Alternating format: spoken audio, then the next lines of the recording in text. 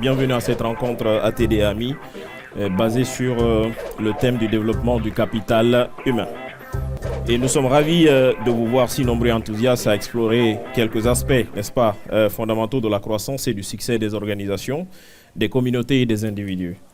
Mesdames et messieurs, il faut rappeler que le capital humain est bien plus que de simples compétences, techniques ou des diplômes. C'est la richesse collective des talents, des expériences et des valeurs qui permettent à une société de progresser.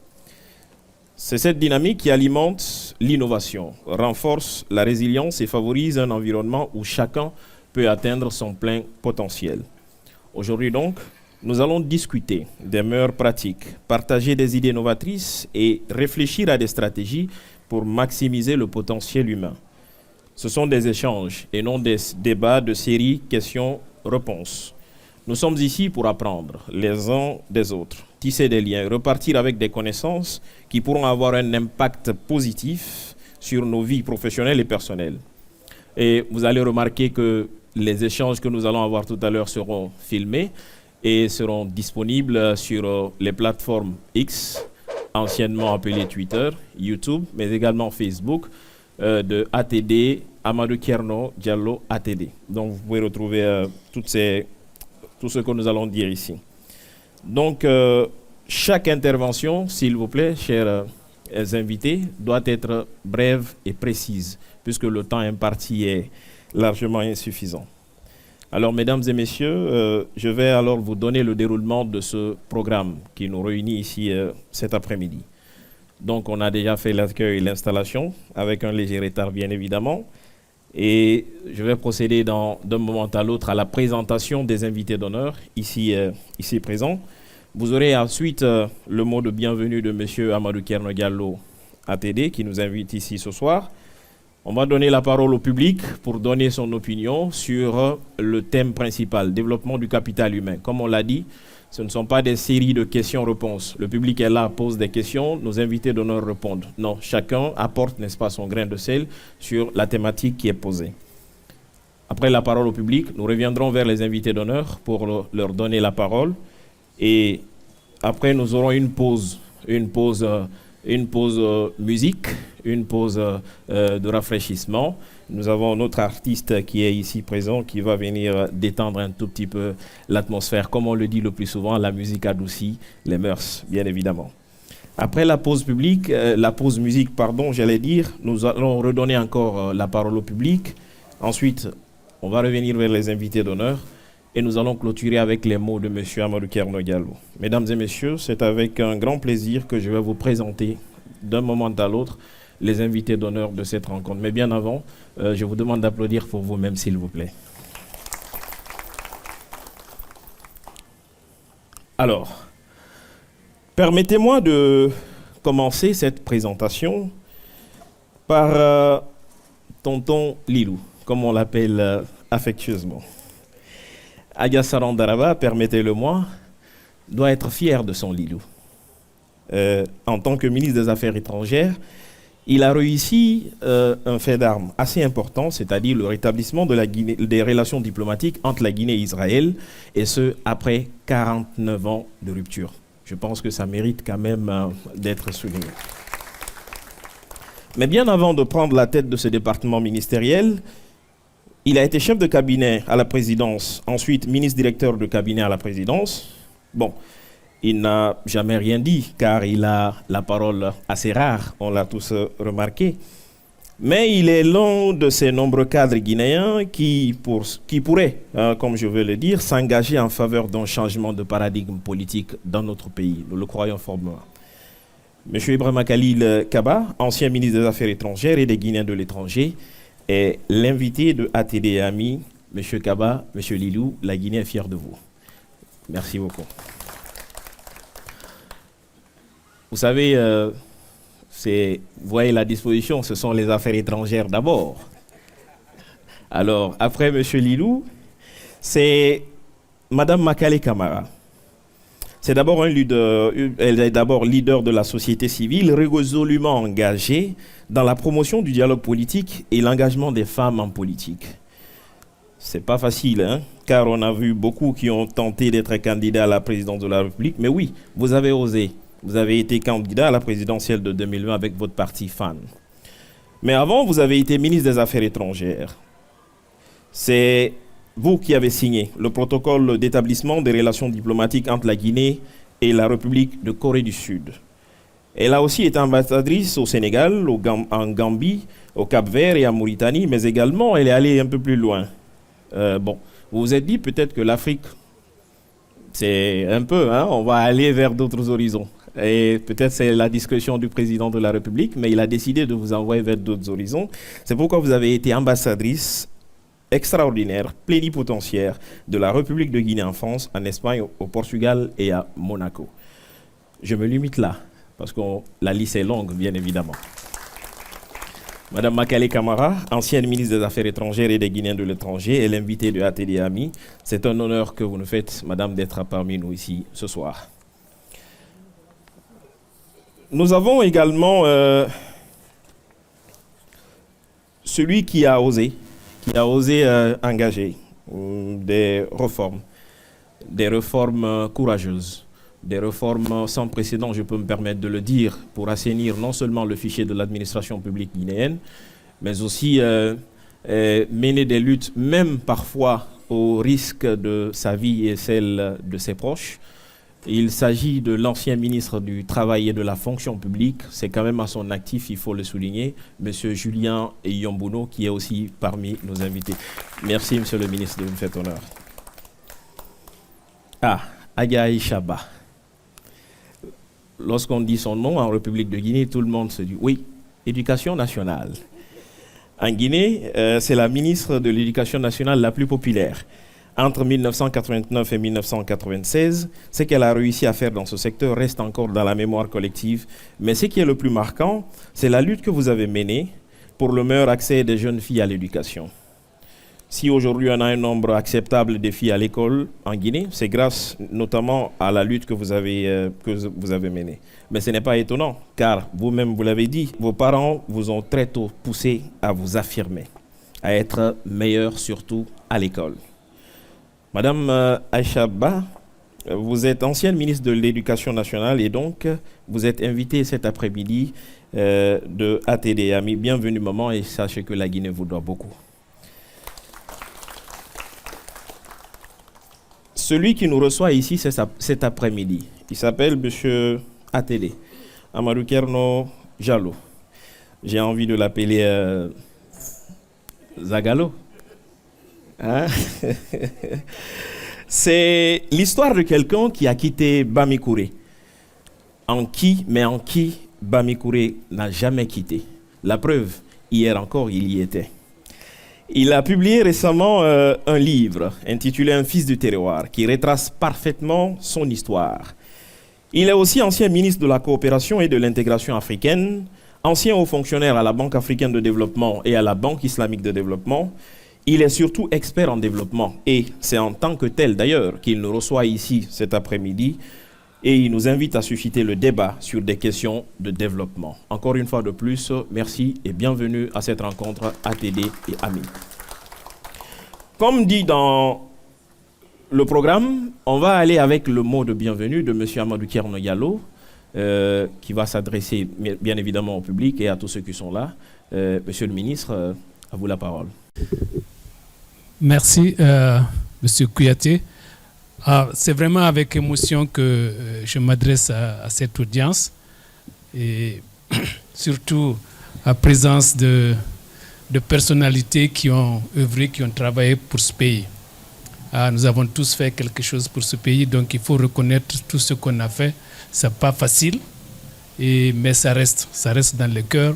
Madame Hadja Aïcha est la plus ancienne ici, mais il y a eu plusieurs ministres qui sont passés après elle, mais M. Kouyaté le dit lui-même que c'est la meilleure ministre de l'Éducation. Et au niveau des affaires étrangères, je voudrais m'adresser aux deux ministres qui sont là, parce que l'un des défis que moi j'ai eu en travaillant dans les institutions internationales, c'est que je n'avais pas mon pays derrière moi. Je me suis battu tout seul. Je suis arrivé là où je suis arrivé par la force de mon travail et beaucoup de difficultés, beaucoup de hauts et de bas. Et j'avais l'habitude de dire à mes collègues que si aujourd'hui je ne dirige pas une institution internationale, c'est tout juste parce que je n'avais pas quelqu'un derrière moi. Si j'avais quelqu'un derrière moi, on serait parti très loin. Donc, certainement, ils auront l'opportunité de parler de ça parce qu'on parle du capital humain. Et beaucoup de personnes pensent que le capital humain, c'est juste l'éducation. Non, le capital humain va au-delà de l'éducation. Il y a la santé, il y a la nutrition.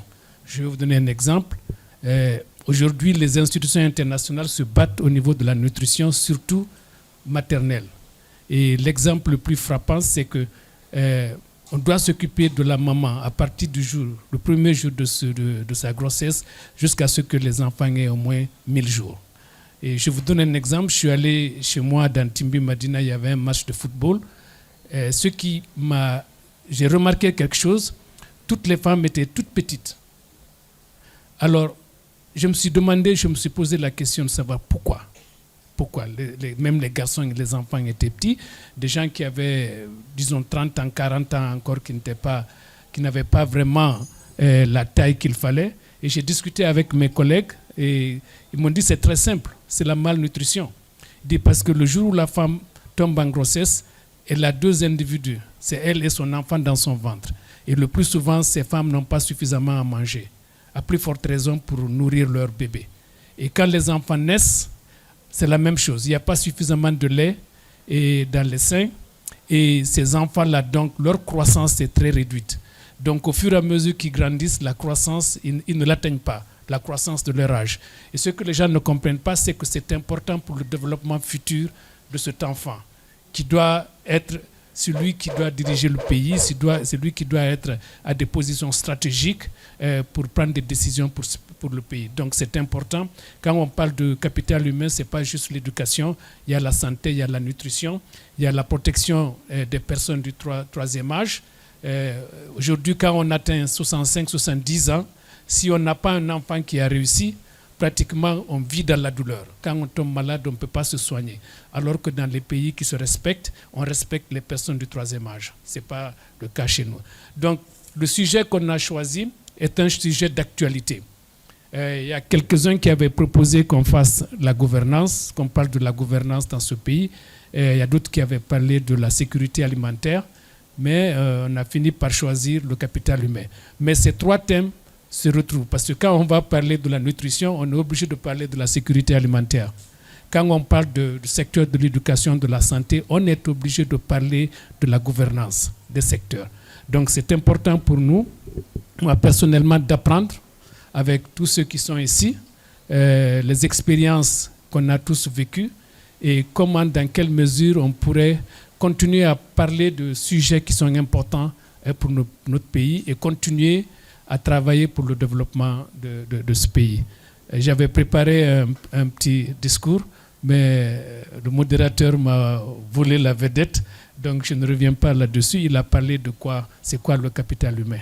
Donc moi j'ajoute que le capital humain, c'est l'éducation, la santé, la nutrition, la protection des personnes vulnérables, la protection des personnes du troisième âge, et ainsi de suite. Il y a beaucoup de thèmes. Donc, on a suffisamment de thèmes, de sujets à débattre ce soir.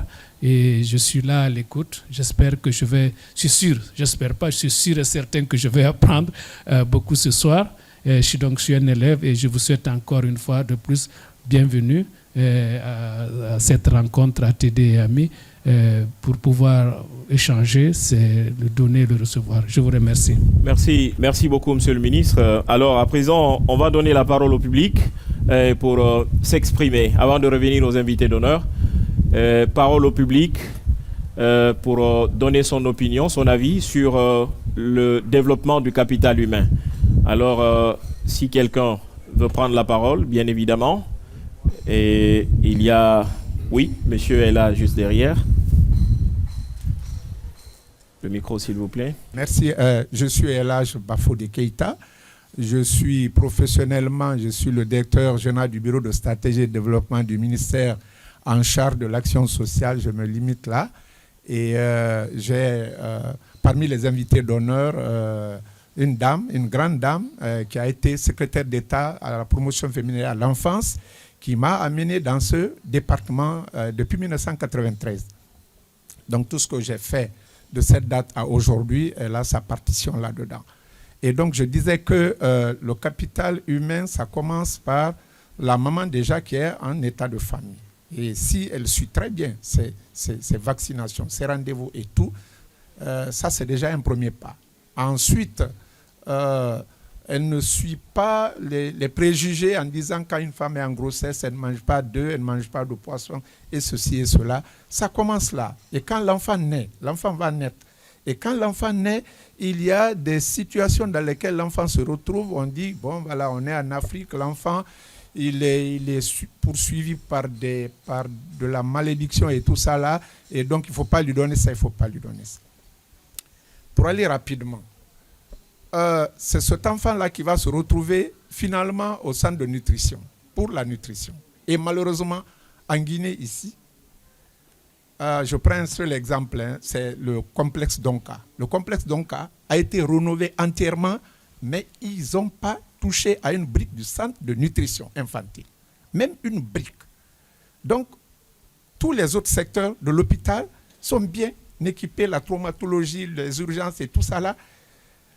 Mais la nutrition est restée comme ça. Et il faut savoir que, en termes de nutrition, la Guinée, à un moment donné, était à près de 35% de malnutrition chronique. Quand il y a des cas de malnutrition chronique, c'est que l'enfant perd des neurones. Et les neurones, tout le monde sait que les neurones sont responsables de l'intelligence d'une personne. Et quand les neurones meurent, ils ne se remplacent pas. C'est des cellules qui ne se remplacent pas. C'est pourquoi à un moment donné, il se justifie ici que la plupart de nos enfants préfèrent s'orienter dans les sciences sociales que dans les sciences fondamentales, dans les sciences scientifiques. Parce qu'ils ont été frappés de malnutrition chronique à l'enfance. Et vous pouvez voir aussi un enfant apparemment très bien portant, il est gros, il a le poids et tout, mais il est malnutri. Cela dépend essentiellement des nutriments qu'il devrait prendre à l'enfance.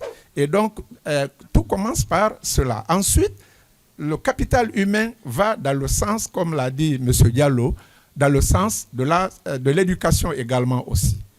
Et donc, quand tout est lié, quand une femme va à l'école, elle est bien éduquée, elle sait qu'elle doit entretenir son enfant pour l'éviter la malnutrition. Et quand la malnutrition est évitée, le capital humain, c'est ce qu'on investit sur l'enfant de sa naissance jusqu'à ce qu'il meure. C'est-à-dire que l'apport qu'il va apporter à lui-même et à son pays. Donc, autant cela va prendre du temps. Ça va prendre du temps, 40 ans, 50 ans, 60 ans. Il investit plus pour son pays que quand il est malnutri ou que quelque chose comme ça l'attrape en cours de chemin. Soit il est déscolarisé, soit il est malnutri, soit il attrape une maladie. Il ne va pas vivre longtemps, il meurt.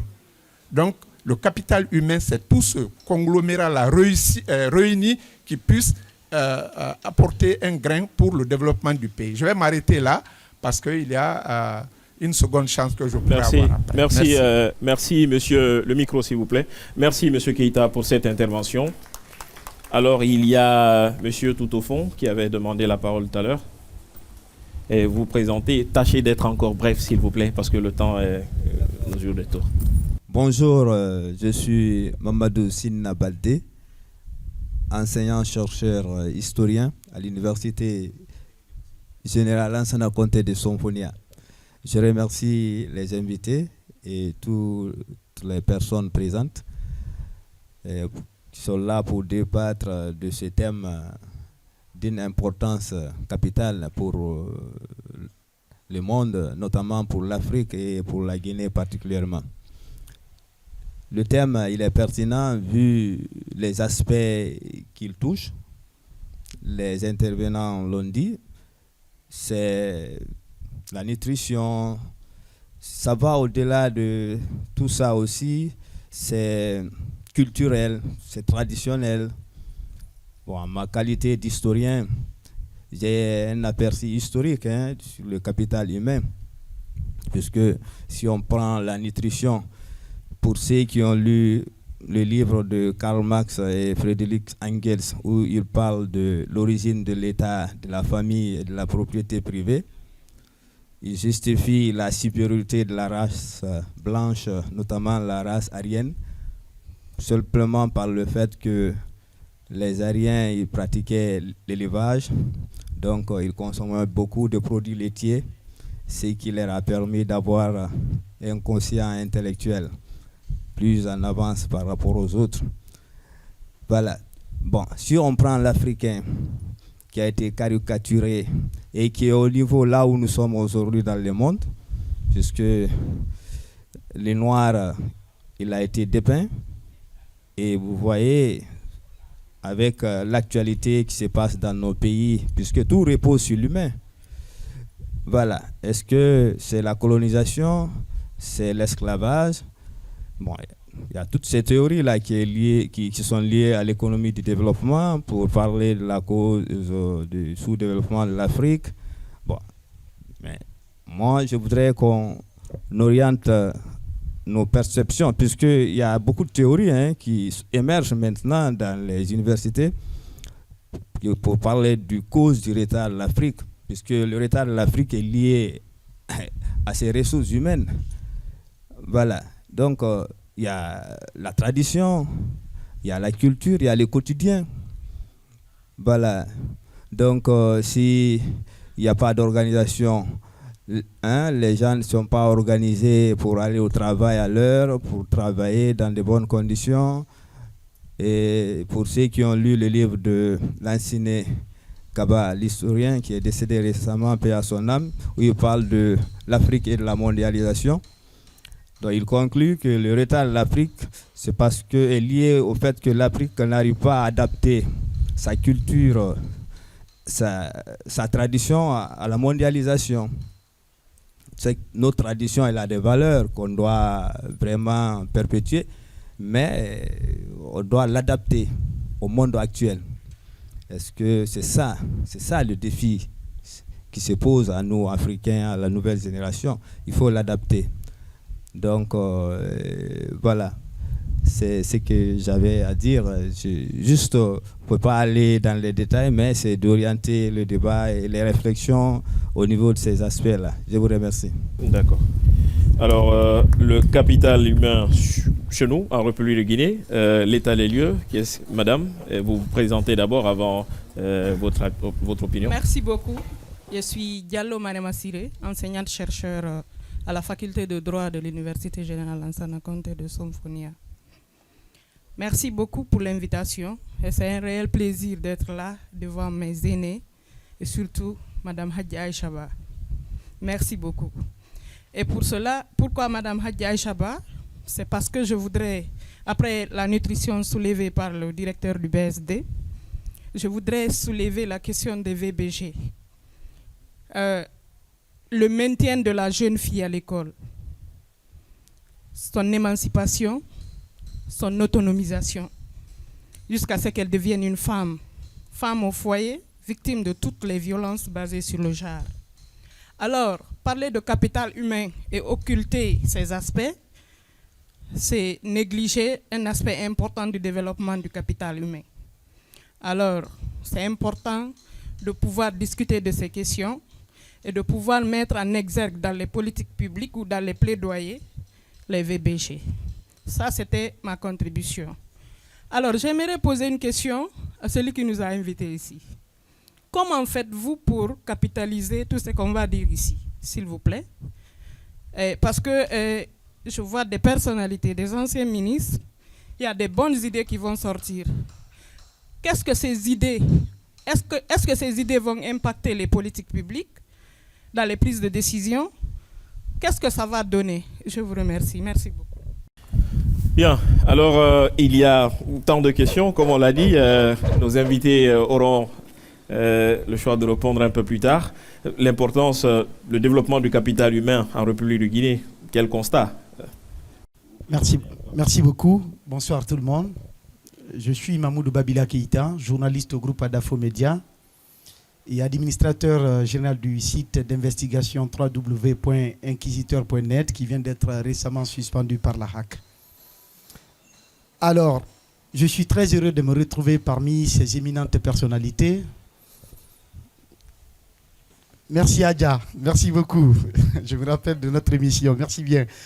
Alors, je disais que je suis très heureux de me retrouver en face de vous. Je voudrais commencer par vous dire merci pour ce que vous avez fait pour ce pays, parce qu'il y a quelque chose qui manque dans ce pays qui, ma foi, constitue l'un des véritables problèmes qui empêche justement le développement de ce pays. La reconnaissance. Il y a assez d'ingratitude à l'endroit de ceux-là, à un moment donné, qui ont tout abandonné, privilèges et autres, pour se mettre au service de la nation. Il faut le reconnaître. Merci pour ce que vous avez fait. Au-delà de ça, je voudrais m'exprimer sur cette thématique aussi essentielle, comme l'a dit Monsieur le ministre, qu'en parlant du capital humain, on va parler forcément de la gouvernance. De mon point de vue, partant de la définition que la Banque mondiale donne, par exemple, à cette problématique, je vais vous rappeler cette définition de la Banque mondiale. Le capital humain correspond à l'ensemble des connaissances et des compétences acquises par des individus tout au long de leur vie et à leur état de santé qui leur permettent de réaliser pleinement leur potentiel en devenant des membres productifs de la société. Partant de ce fait, il y a justement cet élément central qu'on appelle la nutrition. Donc, que le développement du capital humain part d'abord de la naissance, c'est-à-dire depuis la naissance de l'enfant, pour développer en lui ses facultés cognitives, lui permettant d'acquérir des connaissances.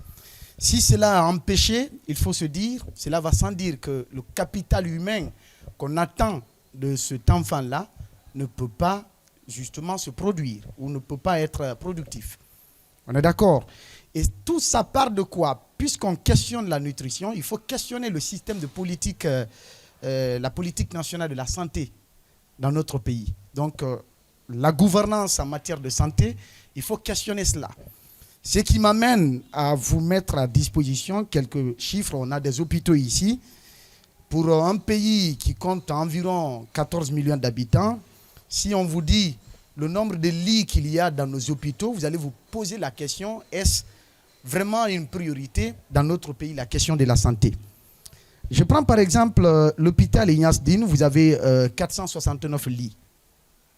Et sur 10 564 admissions. Je prends l'hôpital régional de Farana, par hasard comme ça, vous avez 80 lits pour 3 834 admissions. Je prends l'hôpital de l'Abbé, 128 lits pour 5 358 admissions. Ainsi de suite. Donc si on vous révèle les chiffres par rapport au nombre de lits disponibles dans nos structures sanitaires, vous vous rendrez compte que c'est largement en deçà par rapport justement à la demande, par rapport aux besoins qui se trouvent là sur le terrain, qui s'expriment. Ce qui fait que la majorité de nos populations s'orientent vers les traitements, vers l'indigénat. Les femmes dans les milieux ruraux tombent enceintes jusqu'à l'accouchement sans être reçues une seule fois dans une structure hospitalière. Il y en a dans des localités en République de Guinée. Je pense que certains ne me diront pas le contraire dans les fonds du Fouta, de la forêt, de la Haute-Guinée, etc. Il y en a plein. Et donc, ça, c'est d'abord le véritable défi, en fait. Donc, on ne peut pas parler de la nutrition sans d'abord s'engager ou, en tout cas, mettre en pratique une véritable politique en matière de gouvernance de la santé. Ça, c'est le premier aspect que je voudrais soulever. Et au-delà du nombre de lits, vous allez voir même la répartition des ressources, des subventions au niveau des différents hôpitaux. L'on se pose la question sur quels critères cela se fait. Parce qu'il y en a des zones défavorisées qui, au lieu d'être appuyées grandement, ne perçoivent que des maigres moyens pour faire face aux différents problèmes auxquels ils sont confrontés tous les jours. Je prends un exemple sur l'hôpital de Cancan. Il y a aujourd'hui, c'est un hôpital régional, mais si on vous dit qu'il n'y a pas de salle de réanimation, vous allez vous dire, mais ce n'est pas vrai. Ainsi de suite. Ça, c'est un premier élément. Le second élément que je voudrais soulever, c'est par rapport à l'éducation. Et beaucoup le dénoncent aujourd'hui, l'inadéquation entre les besoins d'emploi et la qualité de la formation qui est dispensée ou les formations qui sont dispensées dans nos écoles et universités.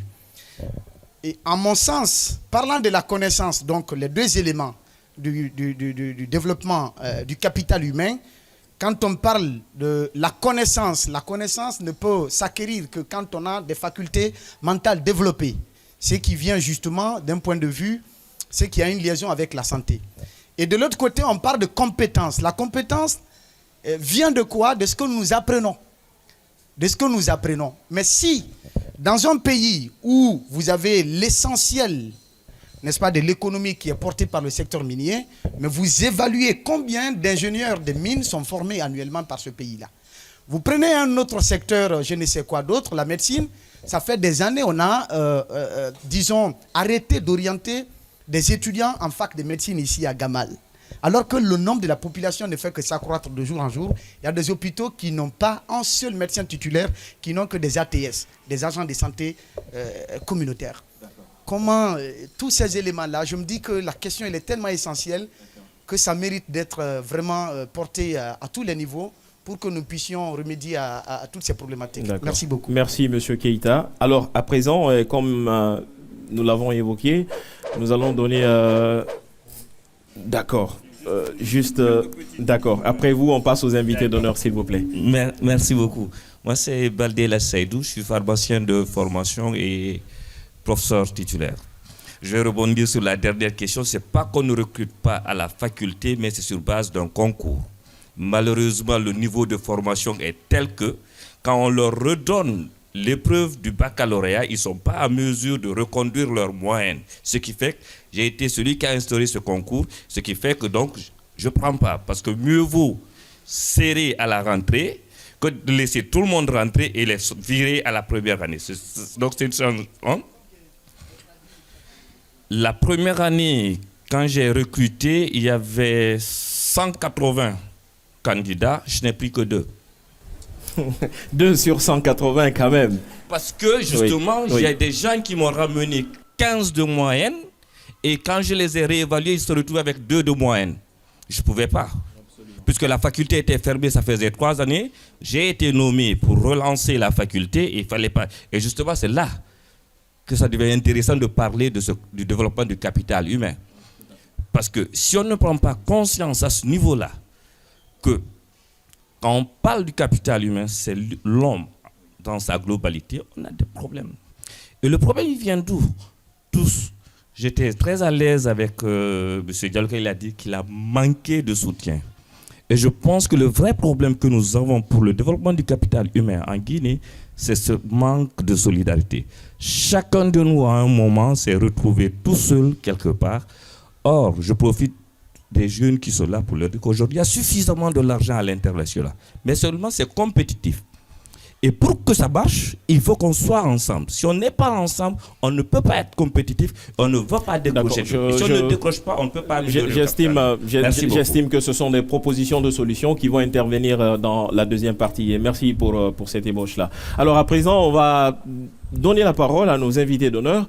On a écouté le public, les invités d'honneur pour l'état des lieux du capital humain en République de Guinée. Donc, chers invités, mesdames et messieurs, à vous la parole, chers invités. Et on va commencer avec Madame la ministre, Madame Makale. Bonsoir, cher public. Je crois que cette audience, cet après-midi, est une nécessité pour notre pays, que nous ayons la chance de réfléchir ensemble sur les problèmes de notre pays, afin de surmonter tout ce que nous avons à surmonter. Quand j'ai écouté les uns et les autres, les problèmes sont énormes. Mais le capital humain, pour moi, en français facile, c'est vous et moi, c'est nous tous. Avec nos compétences, avec nos connaissances, avec notre culture, pour qu'ensemble, nous puissions les mettre dans un panier et construire ce pays. Parce que l'important, la finalité, c'est la Guinée. Aujourd'hui, où est rendue la Guinée par rapport à ses ressources humaines, par rapport à la valeur ajoutée que doit être le capital humain? Nous avons des problèmes, certes. Nous avons des compétences ici et là. Est-ce que nous valorisons nos compétences telles qu'il faut? Est-ce que, quelqu'un le disait, est-ce que nous avons l'homme qu'il faut à la place qu'il faut dans ce pays? Est-ce que nous pouvons enfin nous ressaisir pour que toutes ces compétences, toutes ces connaissances, toute cette éducation que nous avons puisse être mieux orientée vers le développement, vers la croissance de notre pays? Je prends les femmes, c'est ce qui m'intéresse le plus. La gente féminine, les 52% de notre population. Cette gente féminine est-elle valorisée? Puisque si le capital humain doit regrouper chacun de nous au sein d'un ensemble cohérent, est-ce que les femmes font partie inclusive de cet ensemble-là, alors qu'elles constituent plus de la moitié de cette dynamique, de cette mystique du travail?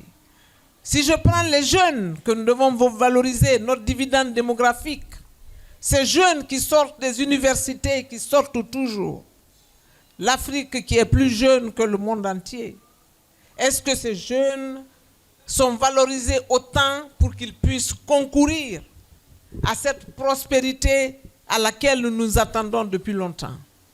Quand je prends les mines, nos mines n'ont pas été exploitées pendant une 60aine d'années, pendant notre indépendance.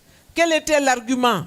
Que nous n'avons pas assez de compétences, nous n'avons pas assez d'outils pour aller en négociation avec les multinationales, avec le monde entier, pour exploiter nos mines. Aujourd'hui, la porte est grandement ouverte. Est-ce que aujourd'hui ces compétences sont valorisées?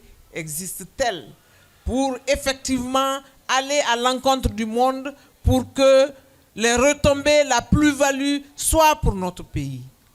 Mesdames et messieurs, nous sommes Guinéens d'abord avant d'être toute autre chose. Et vous savez, l'homme, le capital le plus important, parce qu'il est au début et à la fin de tout le processus de développement. C'est l'homme qui agit sur la matière pour la changer, pour que nous ayons les biens que nous avons.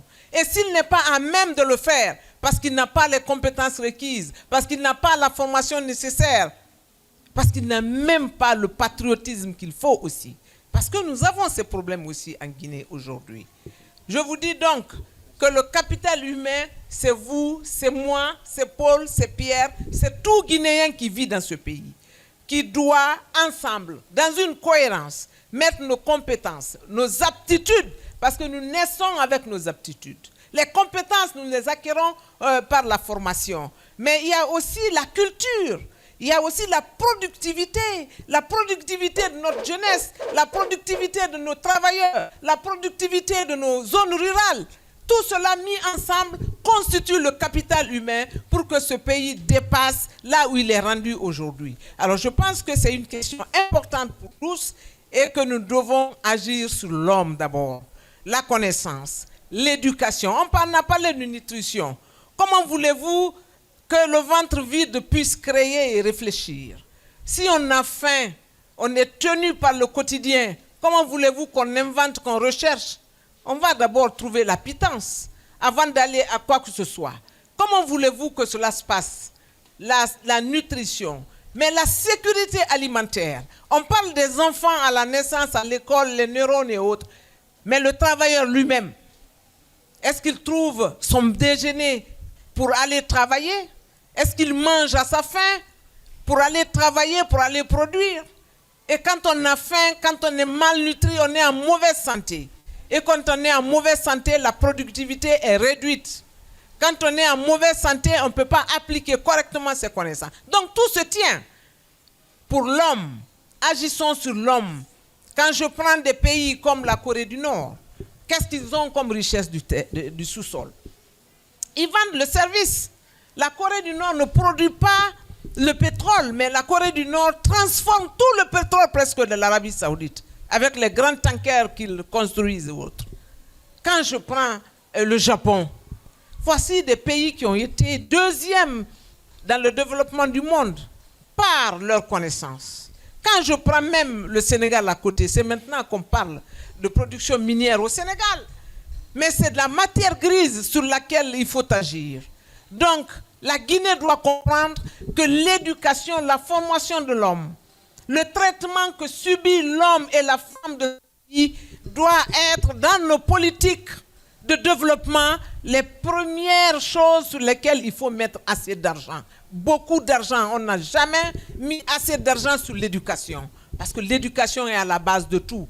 Vous pouvez tout faire pour ce pays, ouvrir toutes les mines que vous voulez, si nous ne sommes pas capables de les transformer nous-mêmes, si nous ne sommes pas capables de diriger nos entreprises nous-mêmes, c'est les autres qui viendront le faire à notre place. S'ils le font à notre place, est-ce qu'ils nous font les comptes rendus conséquents? La bauxite qui est en train d'être mise sur les tapis et d'être transportée. Laissez dire que la bauxite, c'est arrivé en Chine. On nous dit combien ça vaut. Vrai ou faux, de la part d'un ancien membre du gouvernement, je ne sais pas, mais si c'était le cas, c'est horrible. Pour toutes ces choses-là, c'est l'éducation, la formation pour tous. Parce qu'un pays qui a, n'est-ce pas, tous ses habitants éduqués a résolu à 90% l'ensemble de ces problèmes. Donc je pense que le capital humain doit être valorisé, continuer d'être valorisé pour que nous puissions vraiment arriver ce à quoi nous souhaitons arriver. D'accord. Merci, merci beaucoup, Madame la Ministre. Le capital humain doit être valorisé. L'être humain, l'éducation est la clé, bien évidemment. Il y a Madame Adja Chaba qui demande la parole sur l'état des lieux, sur le développement du capital humain en République de Guinée. Ah, d'accord. Vous voulez rebondir sur ce qu'elle vient de dire? D'accord. Oui, absolument. Absolument. On a dit conversation. Absolument. Franchement, merci Makale. Tu as dit une chose que je voulais entendre il y a longtemps. Le plus important dans un pays, c'est l'éducation. L'éducation pour tous, de la petite enfance à l'enseignement supérieur, en passant par le primaire, le secondaire, l'enseignement technique, formation professionnelle. Si nous voulons avoir un capital humain qui puisse développer le pays, c'est l'éducation d'abord. Vous savez, Monsanakou à côté a parlé de nutrition. On ne peut parler de nutrition que si nous donnons une éducation à la femme. C'est elle qui va mettre un enfant au monde, de la grossesse jusqu'à ce qu'il grandisse. Si elle a une éducation qui lui permet de savoir comment aller à l'hôpital, à la maternité, pour prendre les informations nécessaires pour mener à bon port sa grossesse, comment mettre l'enfant au monde, comment le vacciner, comment le nourrir. À ce moment-là, le problème de la nutrition est réglé. La santé. Qui s'occupe de la santé de la famille? Mais c'est la femme en réalité, c'est nous. Nous nous occupons de notre santé, de la santé des vieilles personnes, je veux dire des personnes âgées comme moi, comme mon mari, des enfants, de tout le monde. Donc la santé aussi, ça vient là. La culture, l'histoire, c'est encore la femme. Moi, c'est ma grand-mère qui m'a raconté beaucoup de choses, aussi bien sur la religion que sur l'histoire ancienne. Quand on dit, par exemple, qu'en Afrique, les femmes, les jeunes ne sont pas consultés, ce n'est pas vrai. Autrefois, qu'est-ce qui se passait sous l'arbre à palabres? Quand les gens se réunissaient autour de l'arbre à palabres, est-ce qu'on prenait la décision? Jamais. Le chef disait toujours, hey, la nuit porte conseil. Pourquoi? Parce que la nuit, eh bien, les femmes vont être consultées, les jeunes vont être consultés, les hommes vont être consultés, et c'est par groupe d'âge. De telle sorte que chaque groupe arrive avec une proposition de solution. Donc quand le chef s'exprime le matin en disant voilà la décision, elle est consensuelle. Donc l'histoire est là. La culture, c'est encore nos parents d'antan qui nous l'apprenaient. Si maintenant nous on ne le fait pas au niveau de notre famille, c'est grave. C'est encore une question d'éducation. L'éducation permet, vous savez que si tous les enfants d'un pays ont une éducation de base, eh bien, l'économie va augmenter de 2%. Donc, commençons par ça. La préservation de l'environnement. Vous connaissez tous la femme kenyane qui a eu le prix Nobel de la paix, Maatai Wangari. Elle a réussi à faire planter des milliers et des milliers d'arbres pour préserver la nature. Ce ne sont pas des femmes, et ce sont les femmes qu'elle a formées, qui à leur tour avaient des plans, vendaient, faisaient de l'argent, et ils ont réussi à préserver la nature. Qu'est-ce que nous faisons ici? Nous coupons les arbres. Nous les coupons, et mieux, nos jeunes ne curent plus les rivières comme autrefois. Ça, c'était la culture. Je me souviens, chez ma grand-mère, les jeunes, chaque année, venaient pour curer et pour replanter des arbres tout au long de la rivière. On ne le fait plus, au contraire, on jette les ordures. On me dit qu'à la baie aujourd'hui, toutes les rivières sont pleines de garbage, c'est-à-dire de, comment on dit garbage? D'ordures.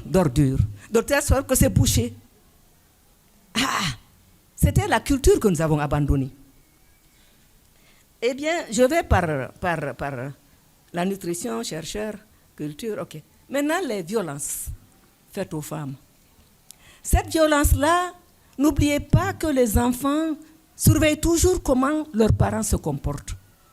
Si le mari frappe sa femme, l'enfant va croire que c'est ce qui est normal. Et donc, c'est déjà là qu'il faut que les femmes fassent et les hommes fassent attention. Et l'éducation des enfants, c'est l'homme et la femme. Il est vrai que jusqu'à l'âge de 7 ans, en général, les hommes, là, vous nous laissez les enfants. Alors que vous devriez y participer dès la naissance de l'enfant, n'est-ce pas? Vous nous laissez, même les tout petits, là, quand ils sont garçons, ils prient avec leur mère. Ce n'est qu'à l'âge de 7 ans qu'on dit, hey, va prier avec ton père. Est-ce que ça, c'est normal? Non. Donc, les VVG, je reviens là. La violence faite aux filles et aux femmes, c'est un phénomène qui est terrible. Il est mondial, mais en Guinée, c'est terrible. Pourquoi? Parce qu'aujourd'hui, on voit des maîtres qui violent leurs élèves. Oui. Mieux qu'ils les tuent après. Vous vous imaginez? C'est impensable. C'est inimaginable. C'est inacceptable. Il faut qu'on trouve une solution à cela. C'est encore l'éducation.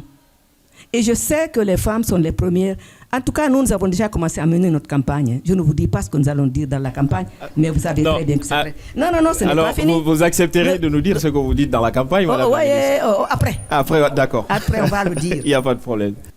On dit ici l'autonomisation des femmes. L'autonomisation des femmes vient avec l'éducation. Parce que là, elle connaîtra ses droits et ses devoirs. Elle connaît déjà ses devoirs de toutes les façons, mais au moins ses droits et comment les défendre. C'est surtout ça. Elle aura la possibilité de savoir qu'il y a des endroits où elle peut avoir quelques petits prêts pour avoir de l'argent pour développer son petit projet. Ça existe aujourd'hui. Ensuite, toujours dans le cas de l'autonomisation des femmes, si une femme n'est pas autonome, ne mange pas, c'est toute la famille. En général, les messieurs que vous êtes, ce n'est pas tout le monde qui donne la dépense tous les jours. Hein. Vous le savez comme moi. Est-ce que vous le faites? Combien le font? On va le savoir tout à l'heure. Il y a le journaliste qui nous a dit qu'il faut reconnaître ses talents. Moi, je commencerai par les artistes. J'ai vu à New York des artistes guinéens. Mais lorsqu'ils se sont produits, wallahi, je me suis levé, j'ai applaudi. Ils ont été les meilleurs, ils ont eu le prix.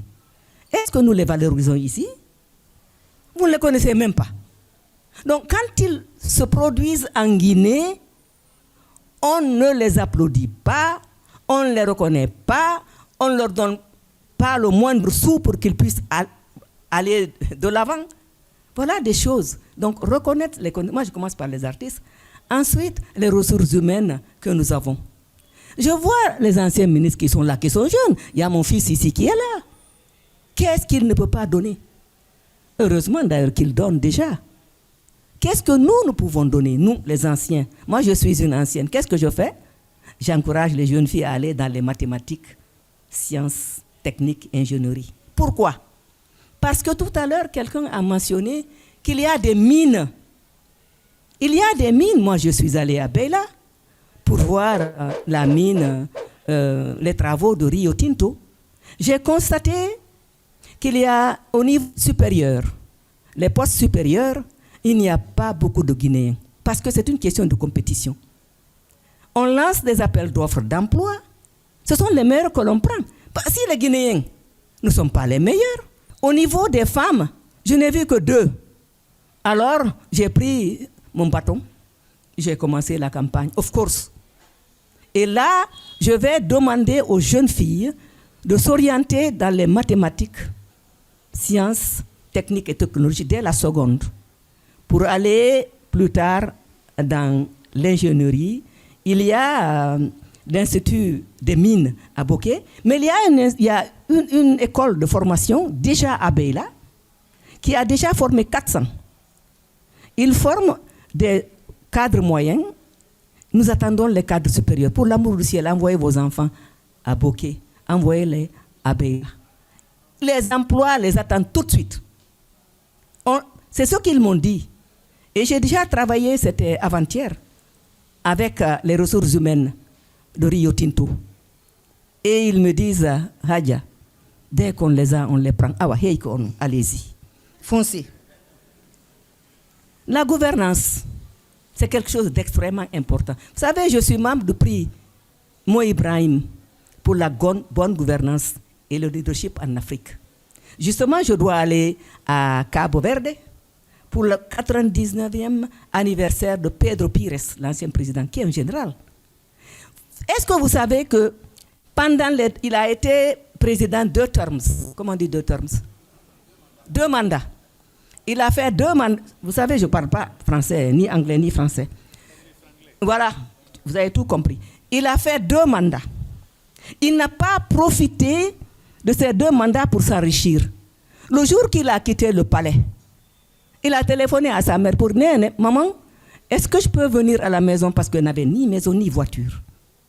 C'est à ce point. Voilà la bonne gouvernance. Il n'a pas profité de ces 2 mandats pour s'enrichir. C'est sa mère qui l'a recueilli. Et ses amis de la diaspora lui ont acheté une voiture. S'il n'avait pas eu le prix Mo Ibrahim, il serait dans l'Ardèche aujourd'hui. La bonne gouvernance, c'est ça. Quand il a fini son second mandat, eh bien, ses compagnons ont voulu faire pression sur lui, comme on a fait avec Lansana Conté, avec Alpha Condé, pour dire troisième mandat. Il a dit niet. On ne fabrique pas, on ne prépare pas la démocratie en foulant la Constitution. Il n'est pas question qu'on change la Constitution. Je pense que j'ai les statistiques de la santé, c'est terrible. Mais c'est notre faute. Nous devons demander des comptes à nos gouvernants. On ne le fait pas. Est-ce qu'on le fait? Il faut le faire. Recruter à la faculté, je vous ai dit, il faut les former dès le départ. Et j'ai demandé à Rio Tinto de donner des petites bourses plus tard pour que l'on puisse, dès la seconde, choisir les meilleurs pour leur dire, allez, orientez-vous vers là parce que. Ils vont le faire. Hein.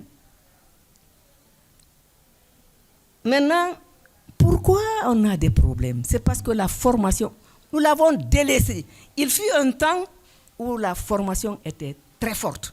Les Guinéens étaient recherchés à l'extérieur. Mais vous avez baissé les bras, vous avez laissé les enfants faire ce qu'ils veulent. Reprenez vos responsabilités, amenez-les à l'école, qu'ils restent, qu'ils réussissent. Au niveau de l'international, n'oubliez pas que ce sont des appels d'offres que l'on fait. Et les meilleurs sont shortlistés. La shortlist, là, ils passent devant un jury, on prend les meilleurs, on les envoie devant un autre jury, ils choisissent les 3 meilleurs qui vont rencontrer le directeur général ou président, et c'est celui-là qui va choisir. Donc ce sont les meilleurs qui vont passer. Le gouvernement n'a rien à voir avec. au niveau des institutions internationales. C'est l'individu. Je suis là pour vous le dire. Si vous voulez, je vous en parlerai plus tard dans les coulisses. Je crois que je vais m'arrêter. Sinon, je vais parler. Hein? Absolument. D'accord. Merci beaucoup, Madame la Ministre, pour cette intervention. Alors, je précise qu'à partir de 17h30 tout à l'heure, dans pratiquement 15 minutes, on va faire une petite pause musique, comme je l'ai dit tout à l'heure au début de mon propos. On aime à le dire le plus souvent, la musique adoucit. Absolument. Je vais esquisser quelques pas de danse avec vous, si vous le permettez.